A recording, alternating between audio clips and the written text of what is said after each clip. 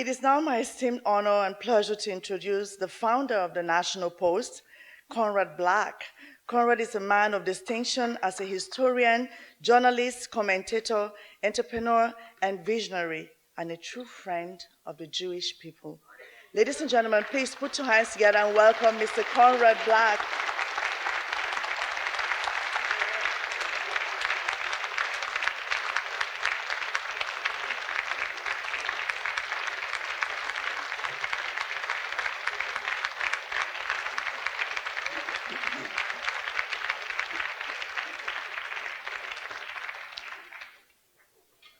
Thank you all very much. And thank all of you with whom I had the opportunity to speak in the lobby before we came in here.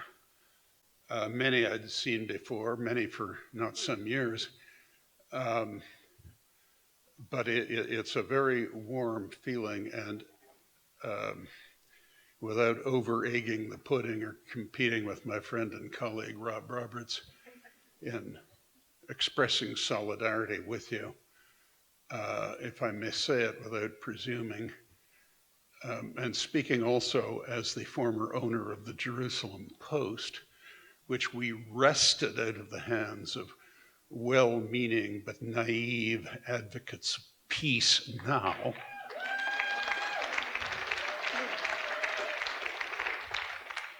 It is an honor to be associated in any way with the immensely successful and absolutely historically necessary project of giving the historic Jewish people part of the land of Israel where they have lived in some numbers for over 5,000 years, more than 3,000 years before the birth of the prophet,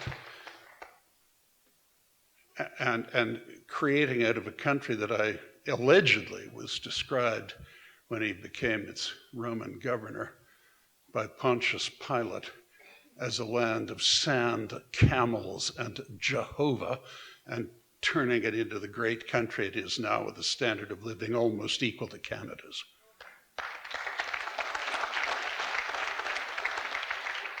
It's an astonishing feat, and as cant and emotionalism subside, and they will subside eventually, will be recognized by everybody.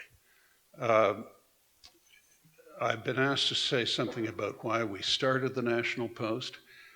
Most of you are of an age to remember what things were like before the National Post existed. We had an absolute monotone of conventional media wisdom. All the influence resided with the CBC, the Globe and Mail, and the Toronto Star, with a little bit as if from a sort of yapping dog following behind Maclean's magazine. Apart from my wife's column in it, which was always reliable. And because our company owned the majority of the newspapers, daily newspapers in the country, in the entire country, we were criticized for media monopoly when in fact no media outlet had any influence in this country outside its immediate area and in municipal or provincial matters only, apart from those that I have mentioned. So I thought this would be a wise corporate move, but that Canada desperately needed an alternative to this ghastly, reflexive, boring, soft left monotone.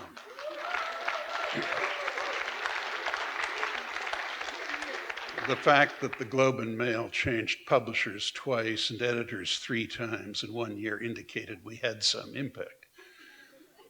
And it raised its game, it must be said. And as people from the press gallery in Ottawa told me, it was all changed. All of a sudden, there was another view. And we did it not in a reactionary way, but in an exploratory way, and in a great range of fields. I remember Ken White was the founding editor, and he engaged a couple of people to dress up in shabby clothes and go out and masquerade as homeless people. And, we had, like anyone else, sympathy for homeless people. But there was a suspicion that some of them were charlatans. And some of them were, and we published this. Now, it scandalized and outraged a number of people, but in fact, it was nothing but the truth, and we substantiated it. And there were ways to redesign the welfare system to leave the charlatans out of it. We weren't trying to starve anyone to death. We just objected to people masquerading as poor people because they were too lazy to earn their income any other way. And it went right up the socioeconomic chain to Jean Chrétien. I mean, the reason he meddled in all that nonsense about my becoming a peer and misled the Queen's chief secretary and so on was, as he acknowledged himself privately, that he didn't appreciate what we wrote about his relations with that golf course and the real estate in his district in Shawinigan, if you recall it, which were completely, what we said, completely substantiated by the Royal Commission when it was set up. Look, Jean Chrétien has, I mean, I'm not his greatest admirer, but he has his moments. He's a courageous Federalist. He's in his 90s now, and I saw him at Brian Mulroney's funeral a few weeks ago, and I wish him well. But what he was doing was outrageous. I mean, as scandals go, it wasn't that big a scandal, but he wasn't telling the truth. And what are newspapers and other media outlets for, other than to hold high office holders to account like anybody else?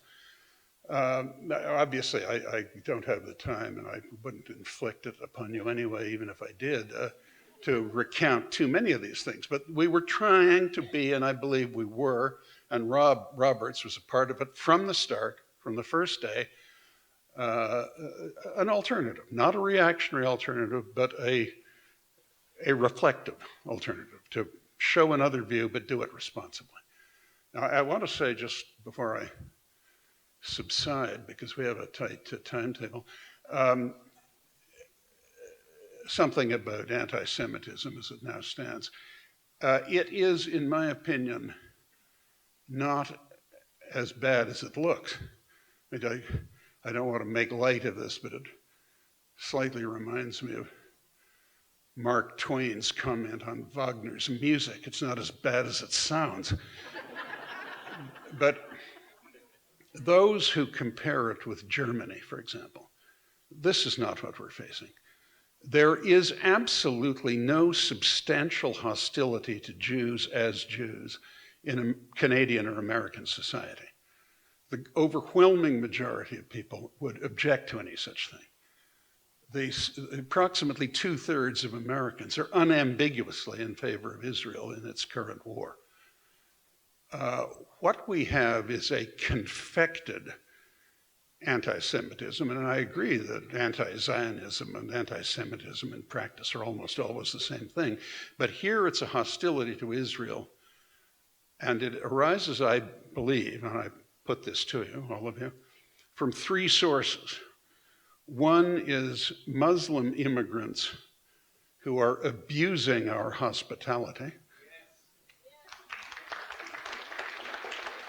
but they are antagonizing sensible opinion. Nobody likes these people marching around waving Palestinian flags, keeping you late, going to the opera or a baseball game or something. I mean, they're just a damn nuisance, and they have no right to complain about any treatment they've received here. Secondly, is a stunning illustration of the failure of our education system and the vulnerability of faddish sophomores to be misled by pretentious poseurs on the faculty, where they're severely underworked and at immense cost to the country produce a stupefying number of people who are graduates in fields from which they have absolutely no chance to earn a living. What we have now is not the sort of terribly dangerous anti-Semitism of a totalitarian government in one of the most powerful countries in the world, fanatically hostile to the Jewish people. And it is deeply offensive to everyone, in particular the victims of the Third Reich, to have these comparisons with Hitler bandied about and attached to the Jews of all people. I refer to a time when, as Mr. Churchill said, the long night of Nazi barbarism is made more sinister and more protracted by the lights of perverted science. We aren't facing that at all.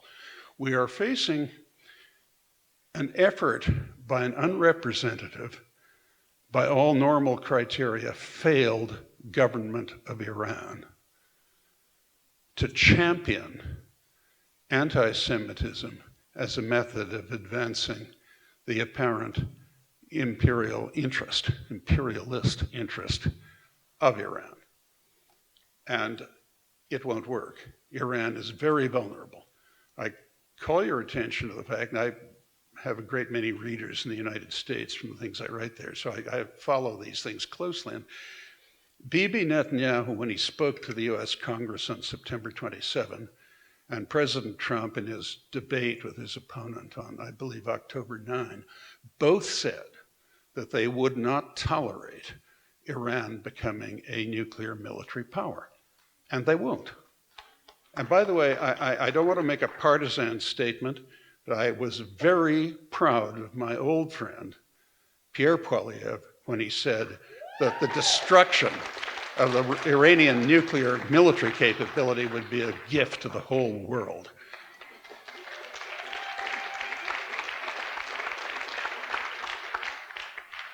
And I predict to you that it will happen, and we won't have long to wait for it. The whole world is waiting for the US election, and I'm confident that there will be a change of regime for the better. Finally, I'll just say one word, and it's obvious to you, so I need hardly emphasize it, but on the current conflict. It is scandalous, and you are right to be scandalized, and a great many of your non-co-religionists, but sympathizers, not in a condescending sense, but in a sense of solidarity, are equally outraged that most of our Western governments, including the government of this country, are advocating a so-called ceasefire as if what happened on October 7 of last year was just another skirmish, another border incident. It was an act of war. It was meant to be an act of war. It was received as an act of war and replied to with a de facto declaration of war. And contrary to widespread belief among some of our, I'll resist the temptation to throw in adjectives, some of our media, wars are not conducted by dropping pamphlets and making pompous speeches at the United Nations. And just by illustration, nobody said to Franklin D. Roosevelt a year after Pearl Harbor, "You've killed more Japanese than they killed at Pearl Harbor, stop now." No one said to George W. Bush a year after 9/11, "You've killed more terrorists than they killed at the World Trade Center and the Pentagon, stop now." That isn't what happens in wars. You conduct the war until you win. And the ceasefire,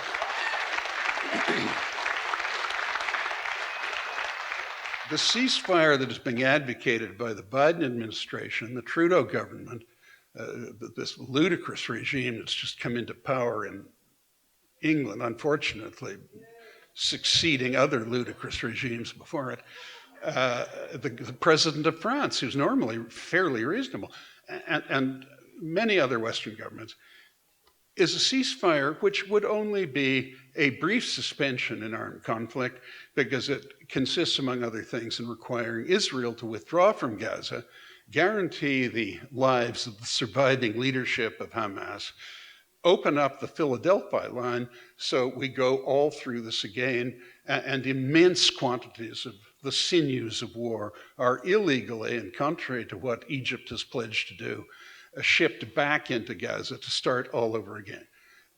It must not happen, and it won't happen. And I would just conclude in this. Remember this. None of the Arab powers, none of them, is supporting Hamas and Hezbollah. They historically have always preferred the Jews to the Persians.